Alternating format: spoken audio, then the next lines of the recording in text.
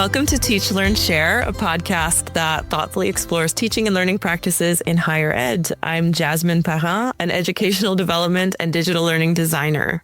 I'm Adam Finkelstein, Associate Director for Learning Environments here at Teaching and Academic Programs, otherwise known as TAP here at McGill. We're excited for our latest episode. We're recording today from Montreal, Quebec, on unceded land, which has long served as a site of meeting and exchange among Indigenous peoples, including the Haudenosaunee and the Anishinaabe nations. We honor their stewardship as we live and work on these lands. So welcome back to another episode of our fifth series of the podcast, Teaching in the Era of Generative AI.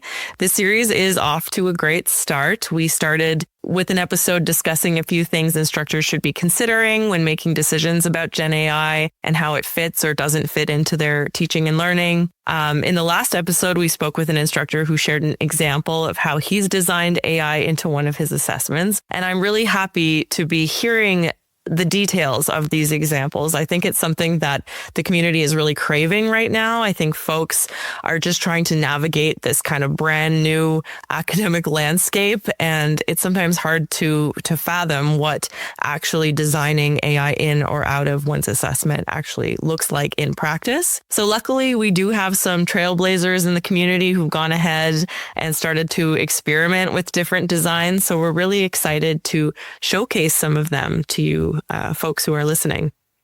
And I think we can't stress enough how important it is to recognize that we're all learning here. We're all moving forward.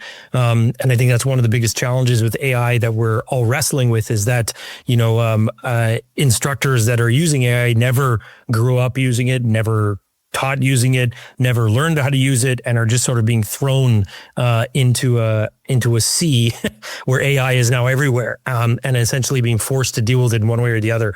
So I think it's an important thing to recognize that makes things very difficult. I think we have to really respect any of the instructors that are struggling to figure out what the best way to integrate AI is. But I think that's the important part, is that idea that we talked about in the first episode about being intentional, where we have to be able to think about it. And we have to think about ways either to use it or not use it. And if we're going to design our assessments and our strategies and our courses, to design it in with AI or design it out.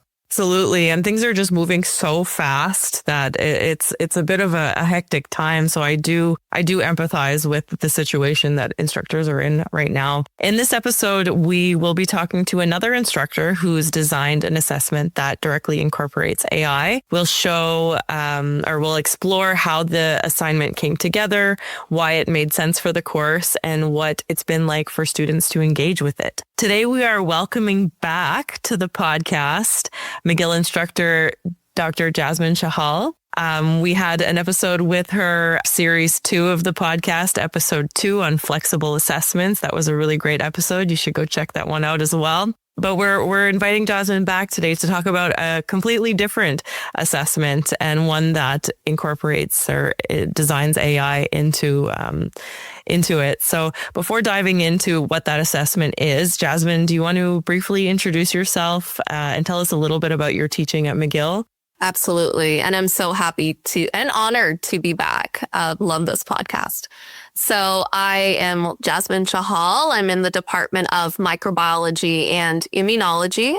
I've been at McGill for over 10 years. I was a student here, an undergraduate student, then did my PhD in the same department, and I started teaching in MIM in 2020. So I started on Zoom, and then it went in person. I am CAS teaching.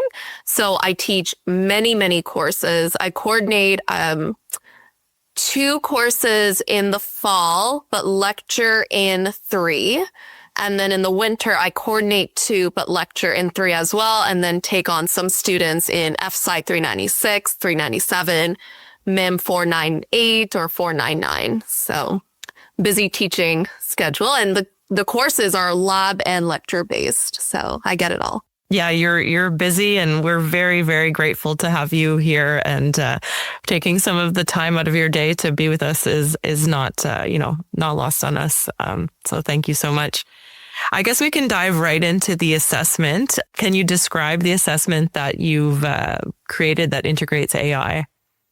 Absolutely. So just to give some context, it is in my MIM 212 Laboratory in Microbiology course. It's a U1 MIM lab course. And in this class, students are writing lab reports. They're learning what are reliable references. So what do journal articles even look like? What is PubMed or even Google Scholar? So we are teaching students to reference and using outside sources that are reliable. So this assignment, it's a very low stakes assignment and it's optional. They have the option to either do a references assignment or Gen AI assignment. The goal is the same, where they have to, for the references assignment, pick 3 primary research articles that they've cited in their lab report and justify the use of them. Why are they useful? Are they even reliable? So just explain the use of them. And then in the Gen AI assignment, students have the option of using one of 2 prompts that I generated, and I tested them throughout the summer. And I'll give an example. One of the prompts is like, write a short paragraph on picking and patching method and use 3 in-text citations of references, something like that. And they have to provide a screenshot of the output, and then they have to answer a few questions. So the first one being, are the references that are listed reliable? Sometimes they don't exist. And if they are reliable, do they actually align with what's written in the paragraph? So for instance, picking and patching is of soil bacteria. Sometimes what's referenced is a paper that's on bacteriophages, which are viruses that infect bacteria, nothing to do with what's written in the paragraph. And so students get to get their hands dirty a little bit with finding papers on PubMed, researching what is a reliable reference versus not, but then also seeing a bit of how the benefits and weaknesses of AI. And then they write a little reflection. So many students, based on their reflections, said, especially for students who are English is not their first language, wrote that the sentences are grammatically correct and really good examples of well-constructed sentences. However, the information is not always accurate. And so we have to fact check what's written. I have to say, so now the students are using Copilot, and Copilot, from what I've seen, is better than ChatGPT when I was testing the prompts. But still, there are some references that aren't reliable or are not secondary or primary research articles, which is what we discuss in class. So this is one way for students to find reliable references. What are primary research articles? What are secondary research articles? And then also see how AI can be used for their benefit and their learning. What I find really interesting is you sort of baked in AI literacy like right into the assignment itself, so it's, knowing that, it's a lab report. If I have to write a lab report, they may go and use AI anyways. You really made the effort to say, no, let's just start from the beginning and bake the whole thing in with that. And I find it amazing that you're pushing them to the evaluative level. Like it's really moving the lab report up like levels in the Bloom's taxonomy. Like you're getting them to think about, well, is this reliable information? Like that real evaluation level, which is maybe not easy for a lot of students to get to. They're used to relying on what they see, what they read, not double checking, not fact checking it, and sort of exposing, some of the dangers of the sort of the AI pleasing, wants to make you happy. So it's going to find a reference to just sort of make sure that you're happy with it kind of thing. Yes. So I'm so happy you brought that up. I've told the students from the very beginning, I'm training them to be successful scientists. So it's a cure lab and they're asking these questions and it's very iterative, and part of being a scientist is peer feedback and peer review. And they're in a way providing peer feedback to Gen AI.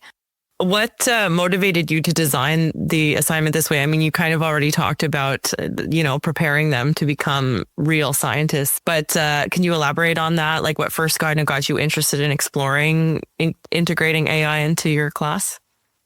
Yeah. So when I saw that it was up and coming, I'm never scared of using the tools that we have around us. I think it's I'm more uncomfortable when I don't know how to use something. I know it can be very scary, and it is scary, but then I don't like the uncomfortable feeling. So if I see everyone's using it and students are using it, I know they will use it. I want them to use it appropriately. So how do I help them with that? And also, like you said, like I've been training students to be scientists. AI is not going anywhere from what I can see. So if it's going to be there when they are starting their careers, let's find a way so that they can use it appropriately and still also develop skills like critical thinking that does not rely on AI. So I really wanted to make sure that I touched on this as early as I could. So in a U1 course, and I'm never scared to try new things, especially with like low stakes assignments.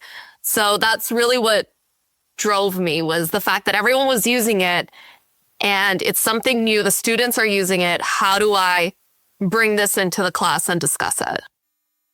What, as you saw the students starting to use it during your assignment, what surprised you in their use, or maybe what didn't surprise you? Like what did you sort of find, and how do your students experience it? Like, how did you react to the students, the way they experienced it and the way they used it?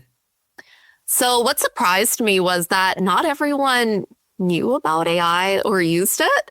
That's why we have the option. They can do one or the other, the resources assignment or the Gen AI assignment. So the fact that some students were like, oh, I don't use it just for like, I don't feel good using it. It was pleasantly surprising to see.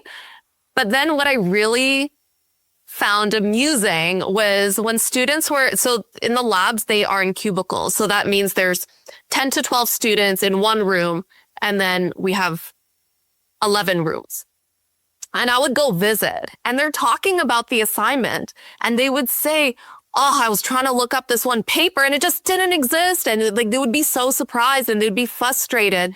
So just hearing them discuss this was so, in a way, a little bit entertaining, but then also it was eye-opening for them that, oh, they can't just take whatever AI says at face value. They have to double check the work. So I think many of them were surprised with that, and some of their reflection answers address that as well.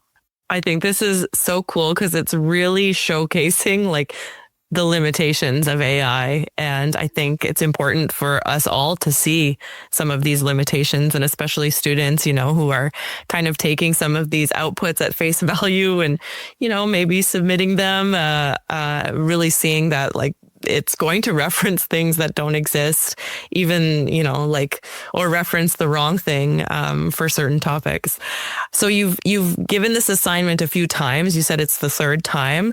Can you talk about some of the things that are going really well with it, and maybe some of the things you've had to kind of adapt maybe over the three iterations? So, well, first thing I did want to say, AI is getting better. And like now that we have Copilot as a secure McGill AI, it is so much better than ChatGPT is in terms of finding appropriate references. So at first that scared me, but then I realized that doesn't matter as long as students are checking, right? And that also gets them to see or evaluate what is an appropriate reference versus not. So even if AI does get better, students are still being trained to fact check and double check, which still gets them thinking about the content. I did have to be honest, for this assignment, this 2% assignment, I didn't change anything apart from using Copilot because it was just working very well. And I say that based on my Mercury evaluation, students loved this assignment. They said some of them said that it really opened their eyes, or it was a good activity to look at references or lack thereof, but like try to find reference. It was in a way like a fun activity for them. And a good way for them to see, okay, wait, is this website a reliable reference? Oh, no, it's not. I need to find a paper. Like, it was a good activity, but then also a way for them to see how AI works. And a lot of them appreciated the reflection portion. So it really gave them some time to think about it. And there was no wrong answer, no right or wrong answer in the reflection. And they would just get like a mark if they had an in-depth reflection. And so many appreciated that they were able to take some time to think about it. So I didn't really change anything because it was working. So might as well keep it. Don't change what's not broken. Exactly. You seem to be hitting a lot of those like key marks. I mean, you've got like key marks in terms of like checkboxes, like what makes an assessment a good assessment. You know, so you look it up in a dictionary, be like, okay, well, you basically have all of these things ticked off. Like it's motivating, they're interested in it, it's directly applicable to their real world application and what they're going to be doing later on. You've got that option for reflection in there, so they can do some meta thinking about how did you feel about it. So like it really is a ticking off all those boxes. And you know, I was going to add to that. I mean, you know, it sounds like also that like there's nothing better than having students say they actually liked an assessment, which, you know, like that never happens. You know, like when they like an assessment, you know, when they say they liked it, you know, they really did, which is really nice to sort of hear. Some found it fun because they found it amusing, because they would probably, there was one student who got their output, couldn't find the papers, and said, these are not appropriate, or these are not real references, please provide me with real ones. And then AI was like, I'm sorry, I created new, you know, like it just admitted to creating some non-existing references, and students are then, you know, talking about it. It's really nice to see them engaged in an assessment. And like they can use what they've learned here beyond your class. This is something that's a very useful tool for other courses, especially in the sciences. I have a question about the flexibility of the assignment. So what percentage of students generally choose the AI one over the other option? Like 80%. I always survey students. I didn't do it this year. Maybe I should, because it's not due yet. I talked about it, but it's not due yet. I surveyed last year and the year before. The first year was around 85. Last year was around 80%. So many choose it. The majority. Okay. Mm-hmm. Interesting. Yeah. Do you think actually this is sort of a side question? When it comes to like baking in that flexibility, I wondered how much, because you mentioned you started teaching basically in 2020 in COVID, right in the middle of the pandemic. How much of that, you know, experience from there is feeding into the way that you're using and designing your assessments now? So, that's such a good question. I think there's some influence there. I just never really thought about it because we had to be very creative, right? I was teaching a lab course. I had to be creative with that.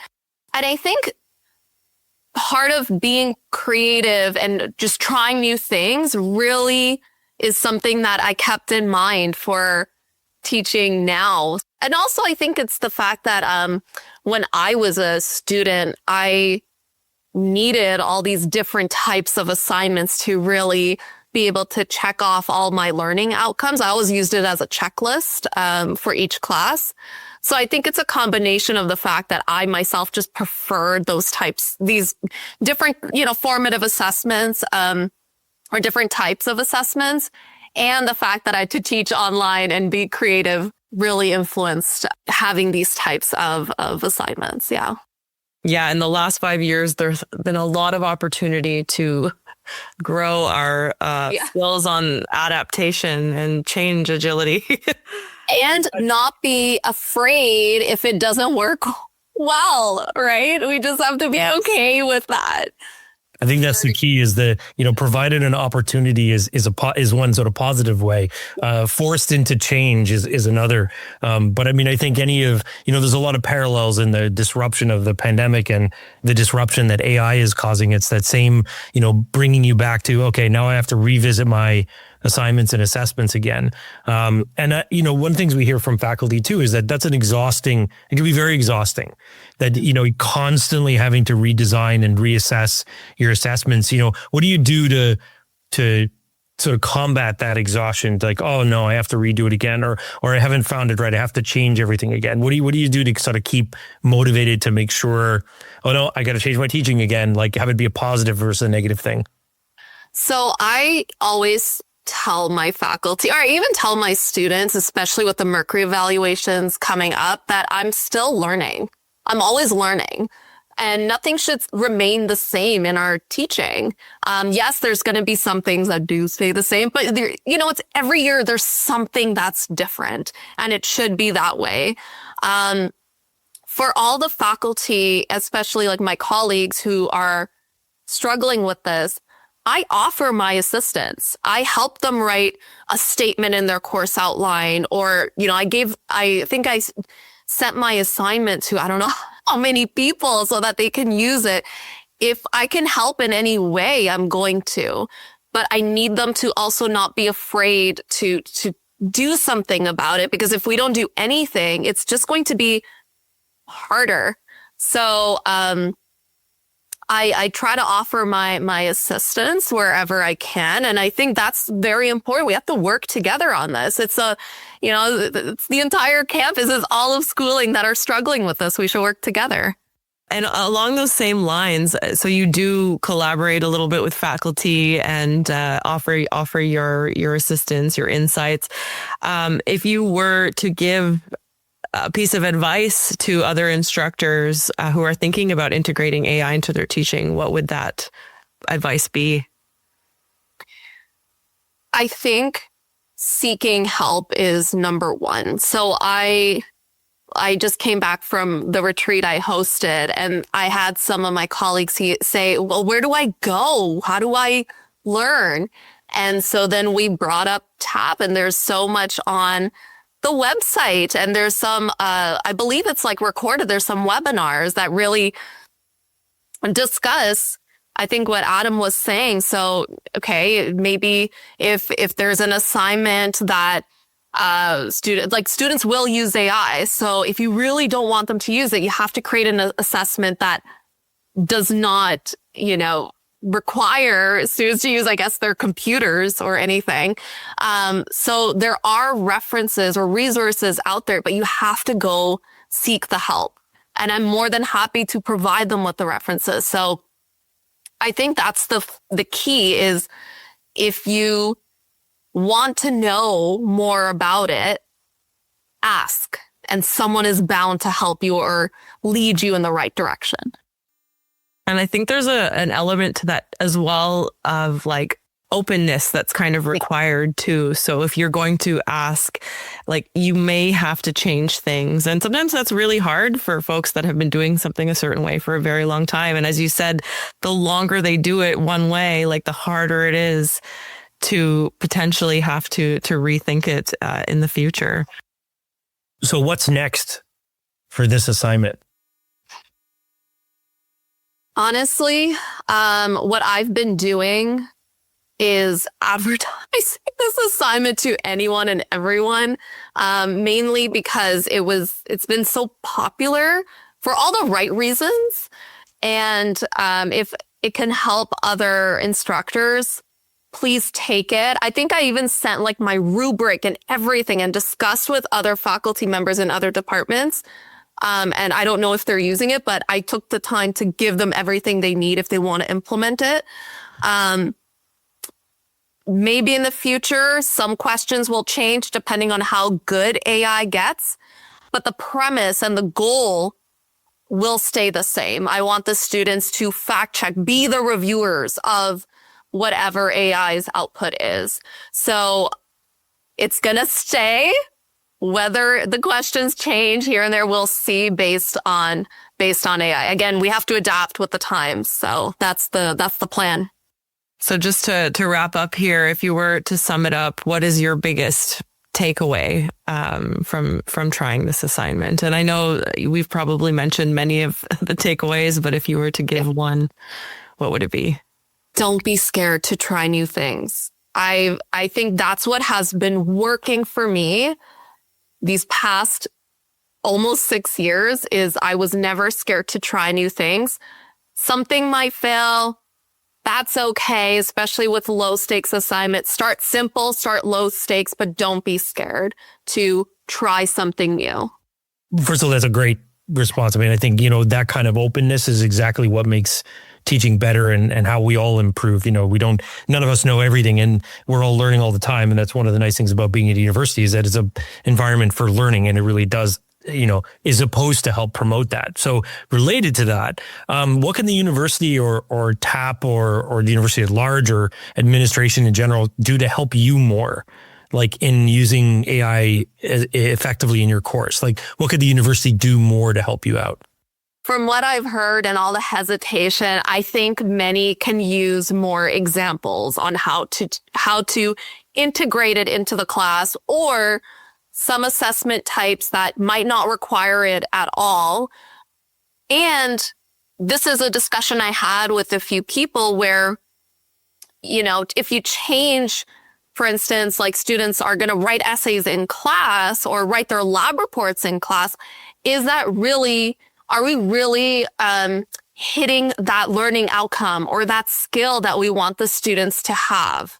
So I think aligning with the learning outcomes is sometimes missed and really important to emphasize. So I think faculty can really benefit from more examples of how to implement AI into assessments or how not to, or even course outline statements. I've helped quite a few people with that as well. So I think examples will really ease the hesitation.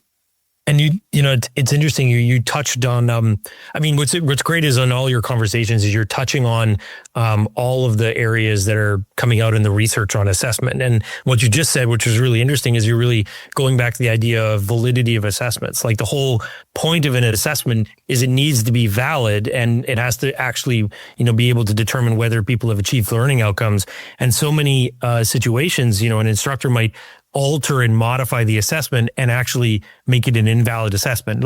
And as you said, it's not valid anymore. If you're sitting there and madly scrambling to write out a lab report by hand in a class, yes, you're doing it in class, but it's now no longer valid. It's not actually getting to the outcomes you wanted. And it's not even authentic either because nobody's going to be writing their lab assessments or lab reports out by hand. Right. So, but yeah, it's absolutely great. That's exactly what the evidence is kind of pointing to. It does mean in many cases, you have to work at it. So there's obviously effort to put in but you're obviously, super interested and keen to do so. And I think that what you said about the idea of taking an approach of, not being afraid to try anything, always wanting to iterate and try something new, that's what makes, teaching great.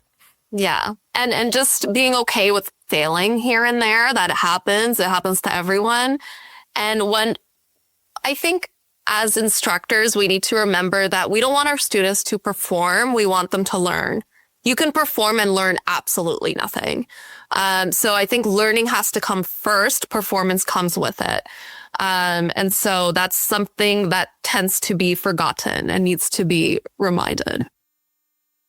It's making me think, we talk about validity and performance. It's like we can sometimes get so attached to like the artifact or the output that we want students to produce. And when things change, you're really stressed. How do I get them to produce this output? And you in that haze, you can kind of lose, how that output may have in the past helped them achieve the learning outcomes. So yeah, it's a really good point that you make. Like, we just need to take a step back here, remember what our learning outcomes are, and then adapt accordingly. And that output may not look the same with the new, this new landscape that we're in. Well, thank you so much, Jasmin. It's been a pleasure. It's always a pleasure. And we're very grateful to have you on the show with us today. I do want to say to our listeners, we talk about examples and we're actively collecting examples from the community. But if you are listening, if you are an instructor at McGill and you know somebody who's designed AI in, or you have designed AI in or out of your assessments, please feel free to contact us at TAP. We're very keen on learning what people are doing in the community. So I just want to put that out there for those folks listening today. And thanks, Adam. Thanks, Jasmin. Thank you, listeners. Please subscribe to Teach, Learn, Share, and let others know about it. Until next time.